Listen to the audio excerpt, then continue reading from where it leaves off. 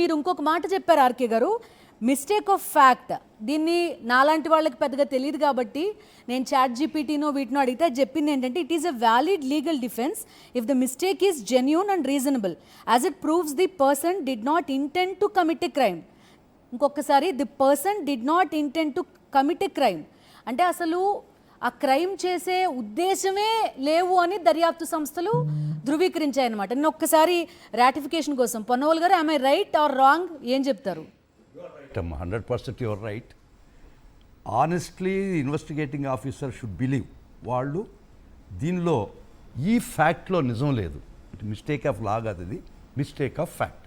మేము పెట్టిన కేసులో ఫ్యాక్ట్ నిజం లేదు, అప్పుడు క్లోజ్ చేస్తాం మిస్టేక్ ఆఫ్ ఫ్యాక్ట్. దానికన్నా ముందర మీరు ఇందాక చాలా స్పష్టంగా విశదీకరించారు. అధికారం వస్తే ఏమేం చేయొచ్చు, మంచి పనులు ఏం చేయొచ్చు, ఒక సైడ్ ఆఫ్ కాయిన్ చెప్పారు. చాలా అసలు నిజంగా అధికారం పొందితే ప్రతి వ్యక్తి ఆ విధంగా చేయాలని కోరుకోవడం ప్రజలు కోరుకుంటున్నారు. కానీ అదర్ సైడ్ మర్చిపోయారు మీరు. అధికారం వస్తే కేసులు క్లోజ్ చేయించుకోవచ్చు అనేది కూడా, అది కూడా నేను చెప్పదలుచుకున్నాను. హియర్ అధికారంలో ఉన్నప్పుడు చేసే దుర్మార్గమైనటువంటి దానికి ముందరమ్మ, నా మిత్రుడు, నా సహచరుడు, ఎమ్మెల్యేగా కాదు, నేను పోరాటంలో ఇద్దరం భాగస్వాములు, ఆర్కే గారు నేను. పోరాటమే ఊపిరిగా బతికినటువంటి ఆర్కే గారికి ముందర నమస్కారాలు చెప్తూ,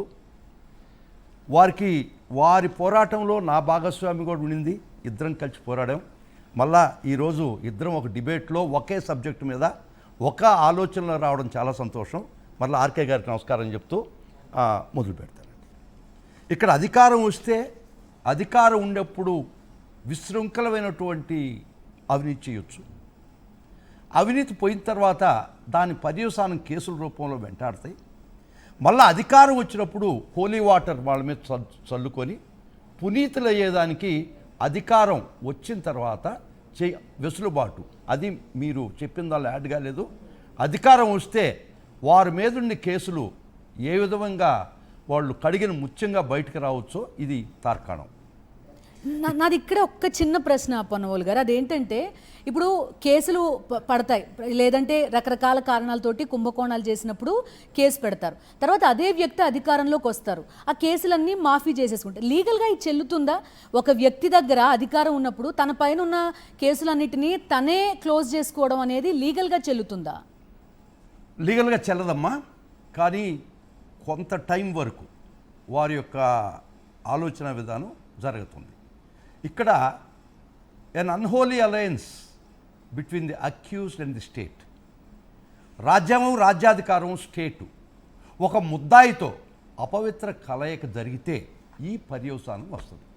దీన్ని ఎట్టెదుర్కోవాలా, దీనివల్ల ఎట్ట తిరగదోడాలనేది అది నెక్స్ట్ చర్య. So unholy alliance between state and the accuse జరిగితే ఒక ugly burial to the cases, ఒక వికృతమైనటువంటి కేసులకు సమాధి కట్టడం, ఇది ప్రత్యక్ష సాక్ష్యం. With my limited practice as an advocate, with my limited experience, నేను ఇప్పుడు దాకా ఇటువంటి విధానంలో కేసులు క్లోజ్ చేయించుకున్నామని నాకు తెలియదమ్మా.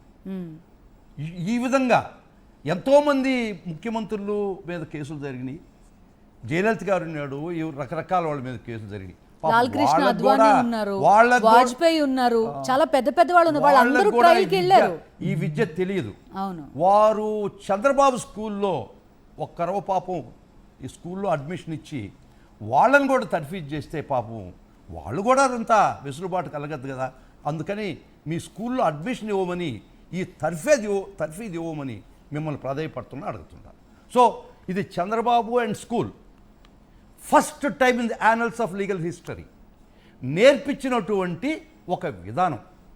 ఇక్కడ స్కిల్ కేస్ 52 రోజులు మీరు చెప్పినట్టున్నారు, వారు జైల్లో ఉండడం కూడా జరిగింది. దీనిలో 100 చిల్లర మంది సాక్షులు విచారించారు. 164, 161 అంటే మ్యాజిస్ట్రేట్ ముందర వాళ్ళు స్టేట్మెంట్ రికార్డ్ చేశారు. అంటే ఆ చెప్పిన వాళ్ళు కూడా వెనక్కపోవడానికి లేదు, ఇది వాళ్ళు చెప్పిన సాక్ష్యం నుంచి. ఛార్జ్షీట్ కూడా ఫైల్ చేశారు. ఈ కేసు కొట్టేయమని చెప్పి వీరు సుప్రీంకోర్టుకి క్వాష్ పిటిషన్ కూడా పోయారు. ఆ క్వాష్ పిటిషన్ కూడా పూర్తి కాకుండా ఎస్ఎల్పి నంబర్ క్రిమినల్ 12289/2026 సుప్రీంకోర్టు వారి ముందు ఇంకా పెండింగ్ ఉంది.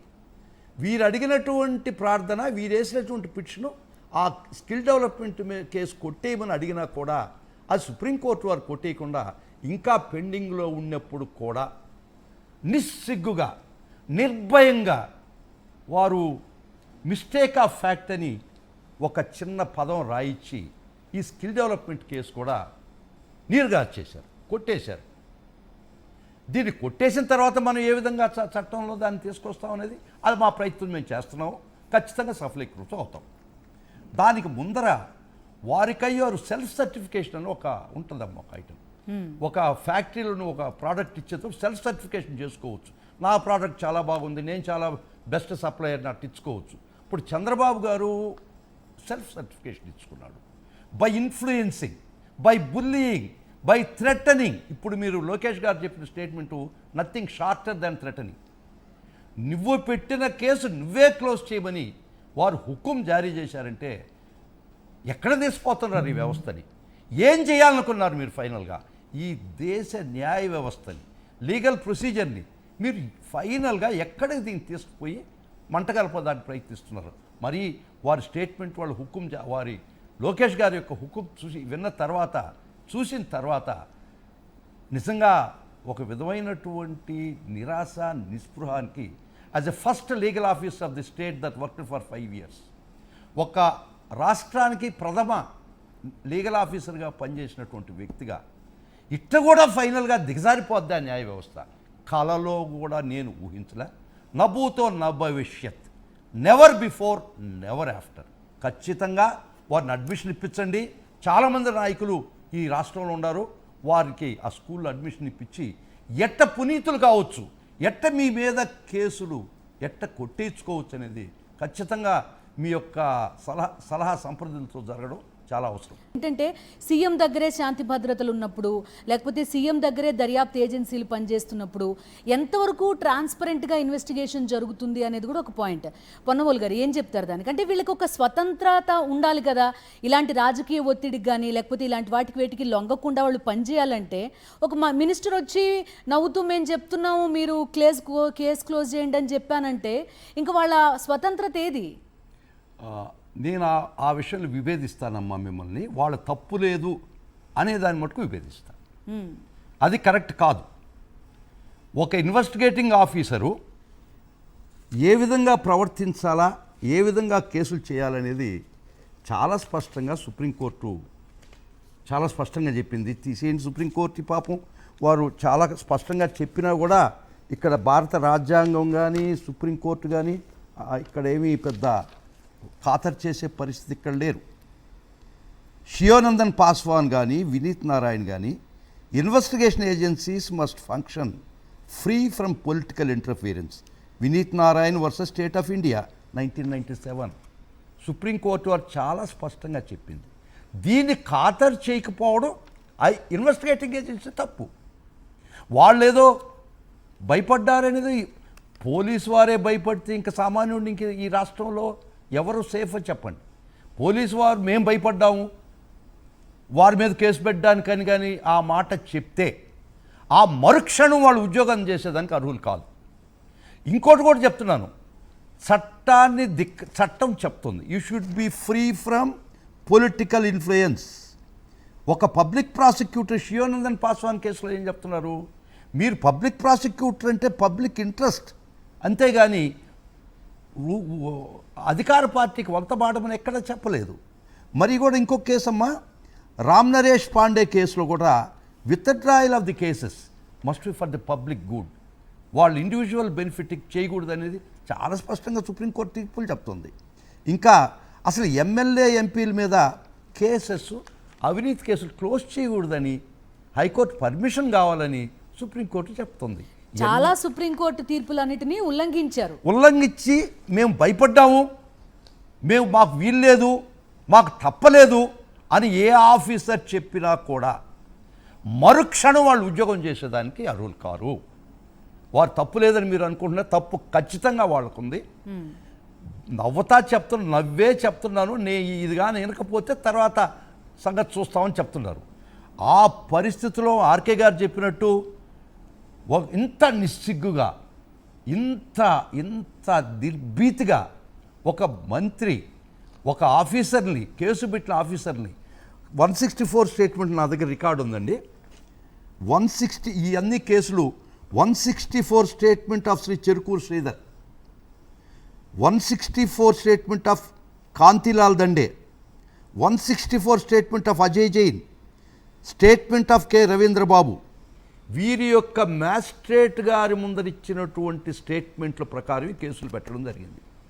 ఈ చెరుకూరు శ్రీధర్ చూడమ్మా, స్టేట్మెంట్ ఆఫ్ చెరుకూరు శ్రీధర్ ఏం చెప్తాడంటే, నా కుటుంబాన్ని చంపేసేటట్టున్నారు, నా కుటుంబానికి రక్షణ కల్పిస్తే వారి స్టేట్మెంటు. నేను ఇంకా చాలా విషయాలు చెప్తాను. ఈ చెరుకూరు శ్రీధర్ స్టేట్మెంట్ ఇవ్వడం జరిగింది. These are the statements. ఈ విధంగా భయకంపితం చేసి ఒక ఇన్వెస్టిగేటింగ్ ఏజెన్సీని ఈ విధంగా అధికార దుర్వినియోగం ఈ లెవెల్లో చేస్తే వారు చేయబడ్డ ఆఫీసర్లు ఉద్యోగానికి ఉండడానికి ఒక్క క్షణం కూడా అర్హులు కారు. చేసినటువంటి ఆ అధికార పక్షం, ఆ అధికార నాయకులు ఖచ్చితంగా అధికారంలో ఉండడానికి ఇంకొక క్షణం కూడా వాళ్ళు కూడా అర్హులు కాదు. వాళ్ళు ఏమని ప్రమాణం తీసుకున్నారమ్మా? రాజ్యాంగబద్ధం, రాగద్వేషాలకు అతీతంగా వాళ్ళ ఓత్ ఏమని తీసుకున్నారు? దానికి వ్యతిరేకంగా వాళ్ళు ప్రవర్తిస్తూ ఆఫీసర్లను భయపెట్టి వాళ్ళ కేసులు వాళ్ళు పునీతులై క్లోజ్ చేసుకున్నారంటే ఒక్కటి కాదమ్మా. ఈ స్కిల్ డెవలప్మెంట్ కేసులో ముఖ్యంగా 370 కోట్లు అవినీతి జరిగింది. ఫస్ట్ కొంచెం టైం తక్కువగా ఉంది. ఫైనల్లీ మీ కంక్లూజన్స్ ఏంటి అనేది ఒక్కసారి కంక్లూజన్స్ ఆర్ సో సింపుల్. చట్టాన్ని ఈ రాష్ట్రంలో ఇన్ని చట్టాలు ఉన్నాయి వాళ్ళ మీద పెట్టినటువంటి కేసులు ఇవన్నీ పుస్తకాలకు మాత్రమే పరిమితం అయ్యి ఉంది. ఇవి పుస్తకాల నుంచి, పేజీల నుంచి వారికి దగ్గరగా పోయే పరిస్థితి రాష్ట్రం లేదు. ఒక రాజ్యాంగం లేదు, చట్టాలు లేవు. చట్టాలు ఉంటే ఆ విధంగా బెదిరిస్తాడమ్మా ఆఫీసర్స్ని. న్యాయం లేదు. చిన్నప్పుడు మనం ఆడుకునే దొంగ పోలీస్ ఆట, దొంగ వాడే, పోలీసు వాడే, న్యాయ నిర్ణీత వాడే, అడ్వకేట్ ఆయనే, జడ్జి తీర్పు కూడా తనకై తను చెప్పుకునే పరిస్థితి వ్యవస్థ వస్తే ఎవరైనా ముద్దాయి ఈ పరిస్థితికి చేరుకున్నాడంటే ఇంకా God save the mother land. ఈ దేశాన్ని, ఈ రాష్ట్రాన్ని దేవుడే రక్షించాల్సిన పరిస్థితి వస్తుంది. దానికి ఒక్క మాట చెప్పి కంక్లూడ్ చేస్తామా, ఏవి భయపడాల్సిన పని లేదు. ఈ సృష్టిలో చెక్స్ అండ్ బ్యాలెన్సెస్ ఈ సృష్టి దాన్ని ఏర్పరచుకుంది. యదా యదా ధర్మస్య గ్లానైర్భవతి అభ్యుతనమం అభ్యుర్ధార్థం అధర్మస్య ధర్మ సంస్థాపనార్థాయ సంభవామి యుగే యుగే. ఇన్ని అరాచకాలు చూస్తున్నప్పుడు మా జగనన్న రూపంలో జగనన్న మళ్ళా వస్తాడు అధికారంలోకి. ఇవన్నిటి తిరగదోడతాం, వీళ్ళ పీచు మనస్తాం. కాబట్టి సంభవామి యుగే యుగే మా నాయకుడు మరణ అధికారంలోకి వస్తాం. అప్పుడు ఇవన్నీ తిరగదోడతాం. వీటికన్నిటికీ పరిష్కారం ఆ రోజు మాత్రమే. రైట్. సంభవామి యుగే యుగే మా జగనన్న. రైట్ అండి. ఆర్కే